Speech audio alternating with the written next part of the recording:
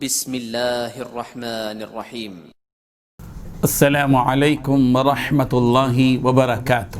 الحمد للہ الذی خلق السماوات والارض وجعل الظلمات والنور والصلاة والسلام على سید المرسلین محمد وآلہ وصحبہ اجمعین، اما بعد۔ حاضرین و ناظرین، یہ درس نمبر 740 ہے۔ سورہ انفال کی ایک آیت کی آج تلاوت اور تشریح کی جائے گی، آیت نمبر 26۔ چلیے سب سے پہلے اس آیت کی تلاوت کرتے ہیں، پھر لفظی ترجمہ اور ترجمے کے بعد تشریح کرتے ہیں۔ اعوذ باللہ من الشیطان الرجیم، بسم اللہ الرحمن الرحیم۔ واذکروا اذ انتم قلیل مستضعفون فی الارض تخافون ان یتخطفکم الناس فآواكم وأيدكم بنصره ورزقكم من الطيبات لعلكم تشكرون۔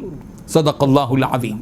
واذکروا، اور یاد کرو، اذ جب، انتم، تم تھے، قلیل، بہت تھوڑے سے، مستضعفون، کمزور سمجھے جاتے تھے، فی الارض، زمین میں، تخافون، تم خوف کھاتے تھے، ان، اس بات سے کہ کہیں، یتخطفکم، تمہیں اچک نہ لے جائیں، الناس، لوگ، فآواکم، تو اس اللہ نے تمہیں جگہ دی، وأیدکم، اور تمہاری تائید کی، بنصرہ، اپنی نصرت کے ساتھ، ورزقکم، اور تمہیں رزق دیا، من الطیبات، پاکیزہ چیزوں سے، لعلکم، تاکہ تم تشکرون، شکر گزار ہو۔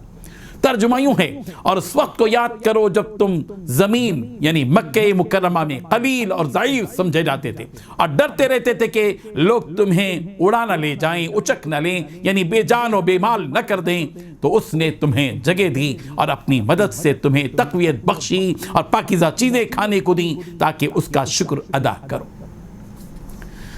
اس آیت میں 7 باتیں بتائی گئی ہیں۔ پہلی بات، وہ وقت یاد کرو جب تم تعداد میں تھوڑے تھے۔ دوسری بات، تمہیں لوگوں نے تمہاری سرزمین میں دبا کر رکھا ہوا تھا۔ تیسری بات، تم ڈرتے تھے کہ لوگ تمہیں اچک کر نہ لے جائیں۔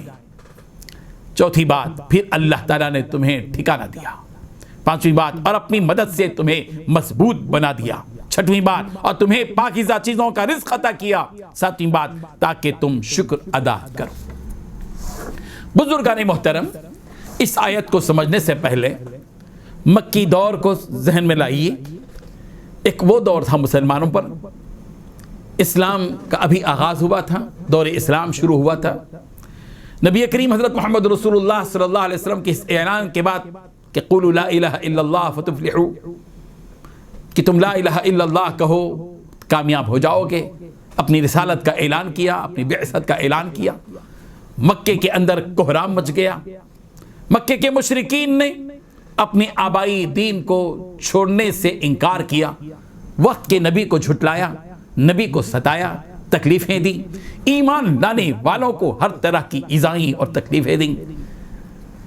اللہ تبارک و تعالیٰ نے اس منظر کو یاد دلایا ہے کہ اس وقت جب کہ جنگ بدر ہوئی، مسلمانوں کو فتح ہو گئی، ان تمام حالات سے گزرنے کے بعد اب مسلمانوں کو سکون، اطمینان ملا، حالات اچھے ہو گئے، تو اب اللہ تبارک و تعالیٰ اپنا احسان یاد دلا رہے ہیں۔ وَاذْكُرُوا، اے ایمان والو، یاد کرو، اس وقت کو یاد کرو، اس وقت کو یاد کرو جب انتم قلیل، تم تعداد کے اعتبار سے بہت کم تھے۔ مکی زندگی میں دیکھو، کفار کی کثرت تھی، مشرکین کی کثرت تھی، ایک اللہ کے سوا بتوں کی پوجا کرنے والوں کی کثرت تھی، ان کا غلبہ تھا، اور تم بہت تھوڑے تھے، تعداد میں بہت تھوڑے تھے، جو وقت کے نبی پر ایمان لائے تھے، اور اپنی جان کو جوخم میں ڈال کر تم نے اللہ کے لیے سب کچھ قربانیاں دی تھی۔ تم کو ستایا جاتا تھا، مستضعفون فی الارض، مکے کی سرزمین میں تمہیں کمزور سمجھا جاتا تھا، تمہاری کوئی حیثیت ان کے نزدیک نہیں تھی۔ تخافون ان یتخطفکم الناس، تمہیں ڈر لگا رہتا تھا کہ کہیں تم کو اچک نہ لیں، تمہیں بے جان اور بے مال نہ کر دیں، تمہاری جان پر ڈاکہ نہ ڈال دیں۔ پھر حالات میں نے پلٹ کھایا، حالات وہ آئے کہ اللہ تبارک و تعالیٰ نے ہجرت کا حکم دیا، تھوڑے تھوڑے کر کے صحابہ کرام نے ہجرت کی، پھر نبی کریم حضرت محمد رسول اللہ صلی اللہ علیہ وسلم نے سیدنا ابوبکر صدیق ریار غار کے ساتھ ہجرت کی اور پھر مدینہ منورہ کو اللہ تبارک و تعالیٰ نے مسلمانوں کی آماجگاہ بنایا، مسلمانوں کا مرکز بنایا، مرکز اسلام بنایا، مسلمانوں کو انصار کے ذریعے سے تقویت دی، مہاجرین اور انصار سب کے سب مل کر مکہ مکرمہ میں مدینہ منورہ میں رہنے لگے، اور پھر وہ حالات آئے جو مکے والوں کے ساتھ مقابلہ ہوا اور جنگ بدر ہوئی، اور اللہ تبارک و تعالیٰ نے مسلمانوں کو فتح دی اور کامیابی عطا کی، اور وہ مشرکین جو 1000 سے زائد کی تعداد میں پورے ساز و سامان کے ساتھ اور اسباب عیش کے ساتھ آئے تھے، وہ سب رسوا ہو کر واپس چلے گئے، اور یہ جو تاریخی فتح مسلمانوں کو ہوئی، یہ بات دور دور تک پہنچی، اور یہ بات پوری ایک عالمی سطح پر پہنچی۔ قیصر و کسریٰ جو اس وقت کے سب سے بڑی طاقتور حکومتیں تھیں، ان تک بھی جیسے آج کل روس اور امریکہ کی طاقتیں سمجھی جاتی ہیں، جو بھی پارا ہونے والی ہیں، این ممکن ہے۔ اور پھر جس طرح یہ مشہور تھے اس زمانے میں قیصر و کسریٰ تھے، وہاں تک بھی یہ بات پہنچ گئی کہ مدینے کے مسلمان مکے والوں پر غالب آ گئے، فاتح بن گئے۔ تھوڑی سی تعداد میں رہنے والے یہ لوگ بڑی تعداد پر غالب آ گئے، اور ان میں سے 70 کو جو ہے ہلاک کر دیا اور 70 کو قیدی بنا کر لے گئے۔ یہ ساری چیزیں وہاں پر پہنچی، تو پھر ظاہر بات ہے کہ اللہ تبارک و تعالیٰ نے مسلمانوں کو ٹھکانہ دیا، مسلمانوں کی اللہ تبارک و تعالیٰ نے خاص اپنی مدد کے ذریعے سے ان کی مدد فرمائی، اور پھر اللہ تبارک و تعالیٰ نے ان کو رزق دیا، پاکیزہ رزق دیا، تاکہ وہ تم شکر ادا کرو۔ اسی حقیقت کو اللہ تبارک و تعالیٰ بتا رہے ہیں، وَاذْكُرُوا إِذْ أَنْتُمْ قَلِيلُونَ، یاد کرو اس وقت کو جبکہ تم بہت تھوڑے تھے، مستضعفون فی الارض، زمین میں، مکے کی سرزمین میں تمہیں کمزور سمجھا جاتا تھا، تخافون ان یتخطفکم الناس، تم ڈرتے تھے کہ کہیں تم کو اچک نہ لیا جائے، فآواکم، اللہ تبارک و تعالیٰ نے تم کو جگہ دی، مدینہ کی سرزمین عطا کر کی، وأیدکم بنصری، اللہ تبارک و تعالیٰ نے اپنی مدد سے تمہیں تقویت بخشی، تمہارے اندر قوت عطا کی، اور تمہارا ایک مقام وہ عالمی سطح پر ہو گیا۔